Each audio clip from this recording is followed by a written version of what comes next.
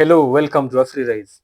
This is your go-to channel on matters African politics, African economics, and everything in between. And today we have a very interesting video for you, all the way from Haiti. And at Afri Rise, we consider Haiti an African country. Well, about 5 months ago, Kenyan police officers were deployed into Haiti with a mission to restore peace and order in a country which was overrun by violence and gang control. But today, only a few months after their arrival, chaos have erupted, reclaiming the streets and even the skies. Just days after visiting Kenya, Haiti's Prime Minister Gary Conille was fired. A day later, Toussaint Louverture Airport, which was once under the control of Kenyan police, has now fallen back into the hands of notorious gangs. The situation in Haiti is rapidly worsening, even impacting flights, with an American airline, Spirit, shot at when landing. Goes from here.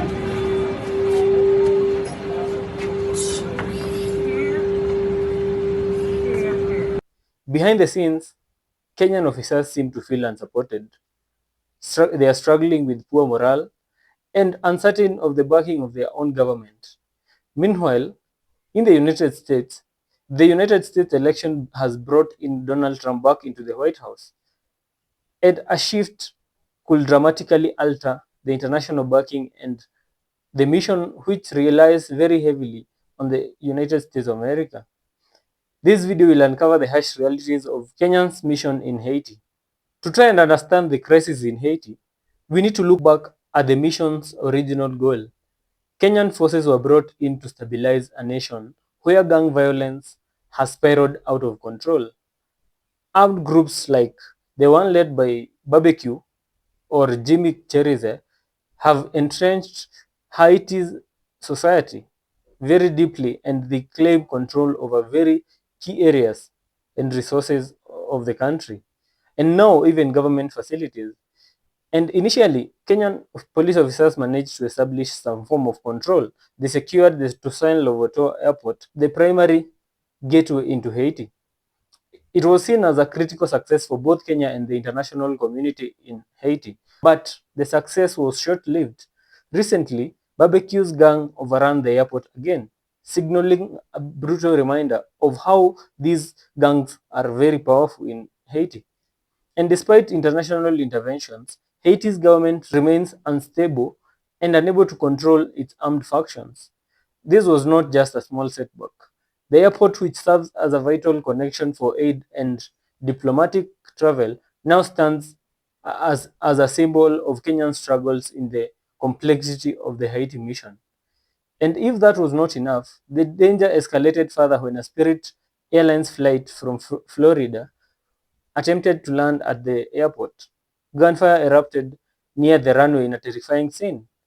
The plane took a damage, a bullet in the main door, and even part of the fuselage, injuring a crew member who was hit by debris. The pilot had to make a split-second decision and redirected the plane into the neighboring Dominican Republic. The Haitian gangs now pose a risk even for the international community. For the officers on the ground, each day seems to bring new hazards, not only for them, but for people they are meant to protect. And then we come to the issue of morale, a very essential factor in any mission's success or failure. And according to the reports, Kenyan police officers in Haiti are facing serious issues with morale and their welfare. Unlike the police officers you see in your own country, these are officers sent 12,000 kilometers away from their home without adequate support systems in place. No family, no comfort, and often limited access to essential resources. And during a recent stopover in Haiti, on his way to the United Nations General Assembly, President William Ruto made a point to address their welfare. All in all, we can't say there are no such challenges. There are a lot of challenges in this mission, and I want to address the challenges of equipment. So when we go out, we are able to determine the strength of the gangs and where we need to improve. But it takes a lot of time for those to be addressed. There's one concern about the compensation.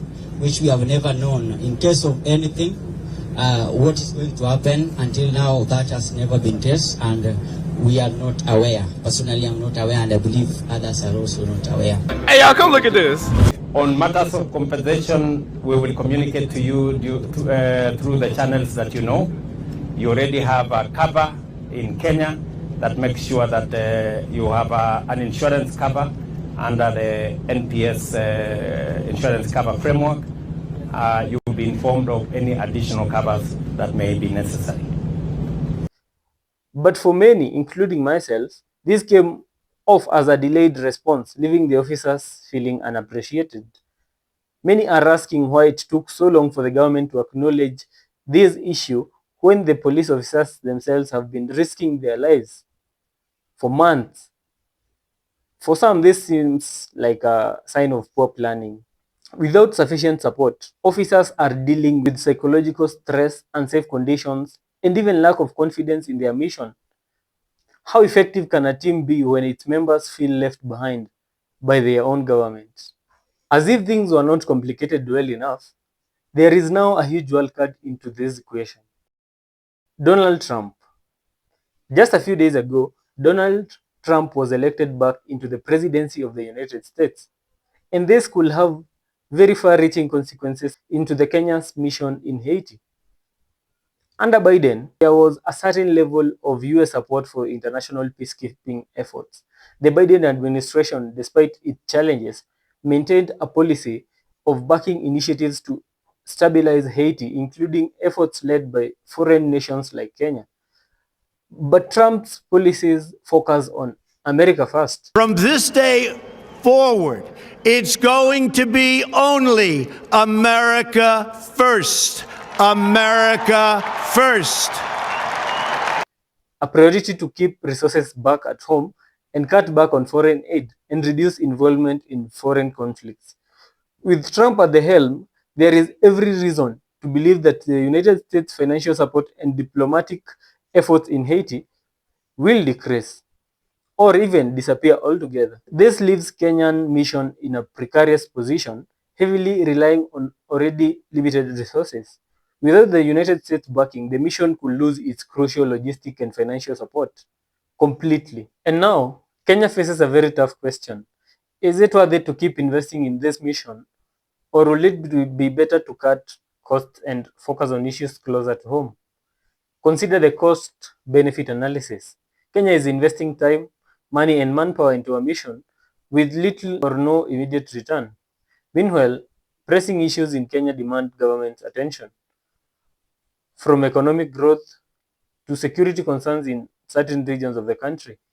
Some political analysts suggest that Kenyan leaders should reconsider the mission, weighing its costs against its tangible benefits. But President Ruto is well known for his persistence.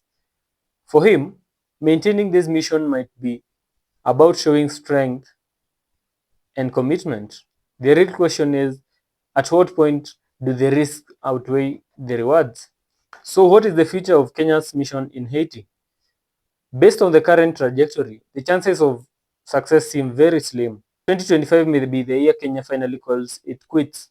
Without reliable support and a stable situation on the ground, Kenya's mission in Haiti may end in much the same way it began, with uncertainty, lack of control, and an international spotlight on the dangers of foreign intervention in Haiti. Only time will tell if this mission can turn around, but the outlook is not very optimistic. So what do you think? Should Kenya keep pushing forward in its mission in Haiti, or is it time to reassess and possibly even bring the officers home? Drop your thoughts in the comments below.